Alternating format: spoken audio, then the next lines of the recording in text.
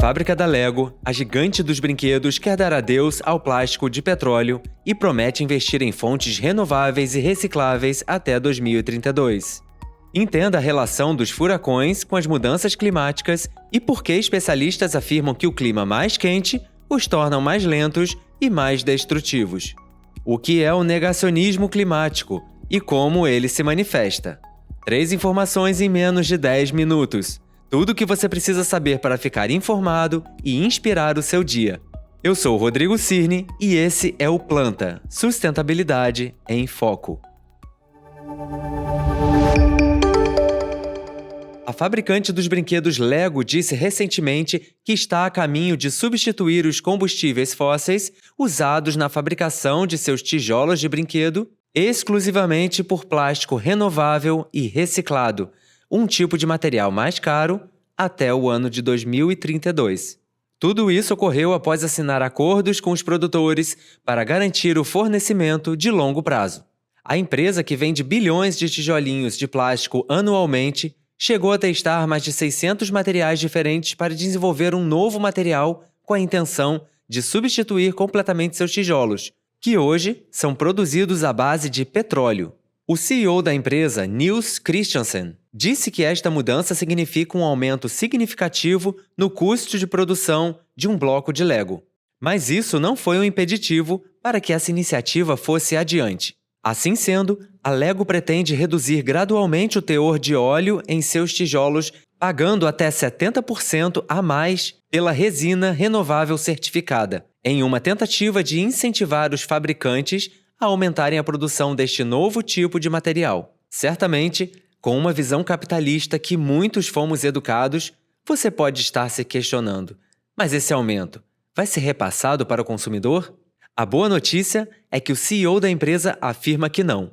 Com uma família de proprietários comprometida com a sustentabilidade, é um privilégio podermos pagar mais pelas matérias-primas sem precisar cobrar mais dos clientes, disse Christiansen.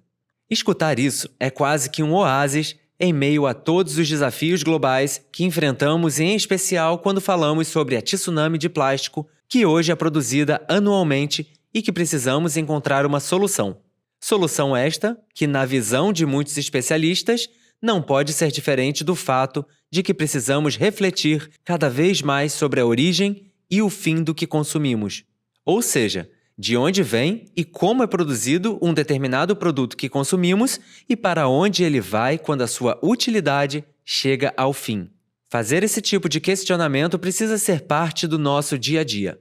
O ideal é que este determinado material a ser descartado possa ser reintroduzido na cadeia de produção, sendo reutilizado, reciclado e renovado, diminuindo a exploração de recursos naturais e o descarte. A mudança de direcionamento na Lego ocorre em meio a um excedente de plástico virgem barato, impulsionado pelos investimentos de grandes empresas de petróleo em petroquímicos. Vale lembrar que são produzidos mais de 400 milhões de toneladas de plástico no mundo anualmente, o que corresponde a cerca de 57 quilos por habitante por ano. A produção de plástico tem aumentado continuamente, em especial desde os anos 2000. A indústria do plástico surgiu na década de 1950 e, desde então, a produção global aumentou consideravelmente. Curioso pensar que conseguimos sobreviver por mais de 200 mil anos sem usar plástico, não acha? Vale a reflexão. A maior parte do plástico produzido é destinado a ser usado apenas uma vez e menos de 10% é reciclado. Estima-se que entre 19 e 23 milhões de toneladas de plástico acabam anualmente em lagos, rios e mares. Os fornecedores da Lego estão usando biorresíduos, como óleo de cozinha ou gordura residual da indústria alimentícia, bem como materiais reciclados para substituir combustíveis fósseis virgens na produção do plástico. A iniciativa proposta pela Lego, a de pagar mais caro por um material de fonte sustentável e não repassar o aumento para o consumidor, demonstra, no mínimo, uma mudança de visão, onde o lucro deixa de ser o protagonista, uma vez que viver em um mundo mais sustentável é visto como prioridade. O Planta não só aplaude essa iniciativa, como também comunga do mesmo ideal.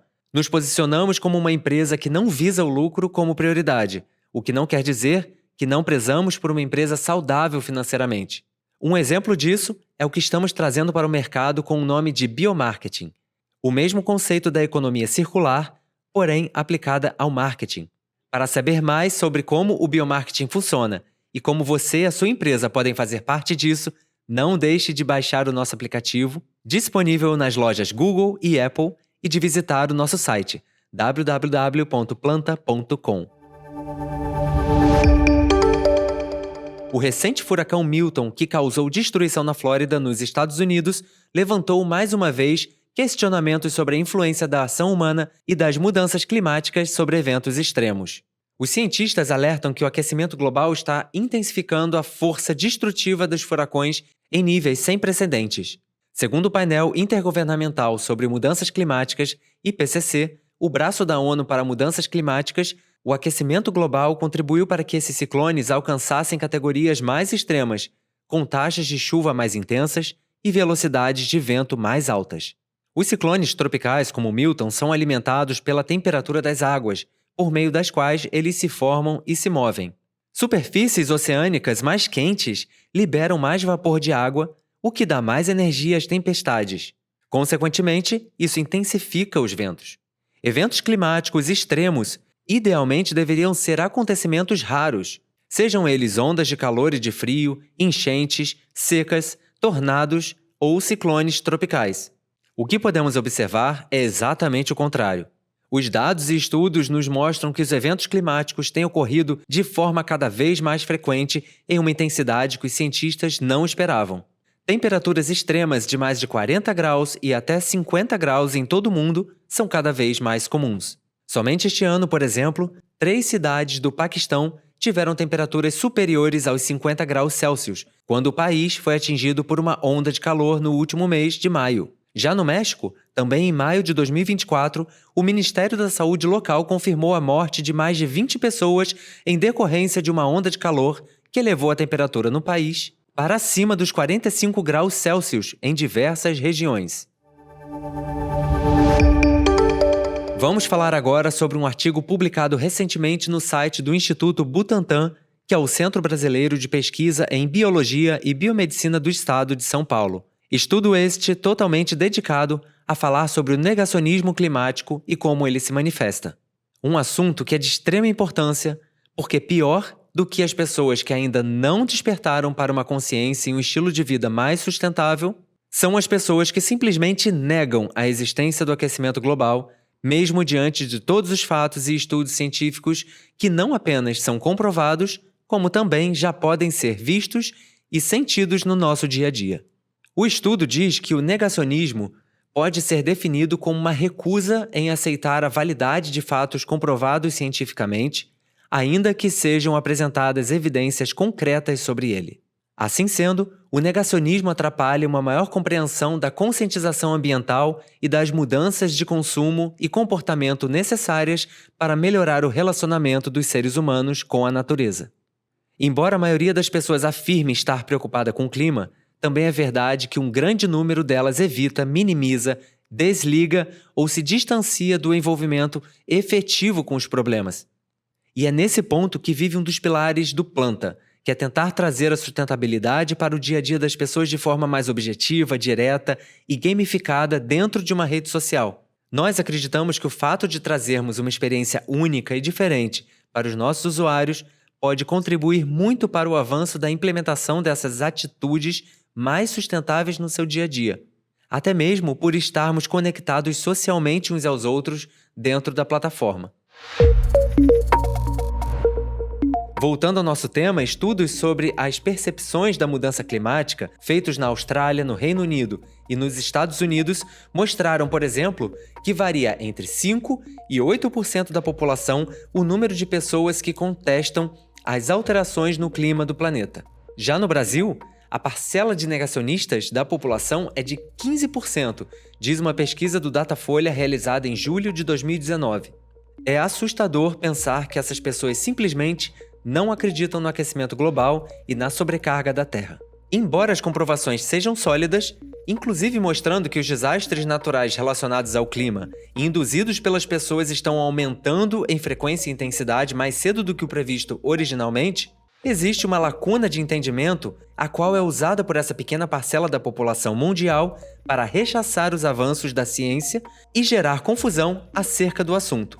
A entidade australiana que realizou um dos estudos completa dizendo que uma das maneiras de lidar com essa lacuna é aumentar a conscientização sobre o consenso científico em relação às mudanças climáticas.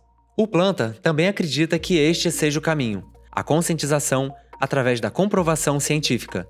Estudos não faltam. São essas as 3 notícias com maiores destaque que selecionamos para você com o intuito de te informar e te inspirar para um dia a dia mais sustentável. Algumas fontes de pesquisa foram os portais da CNN Brasil, da Revista Exame e da National Geographic Brasil. Não deixe de nos seguir nas nossas plataformas digitais e de assinar os nossos canais de podcast. O Planta tem como objetivo se tornar o marcador oficial da sua pegada verde no planeta. Faça parte dessa comunidade e entre em ação. Planta, um lugar para agir. Esse foi o Planta Sustentabilidade em Foco. Até o próximo episódio.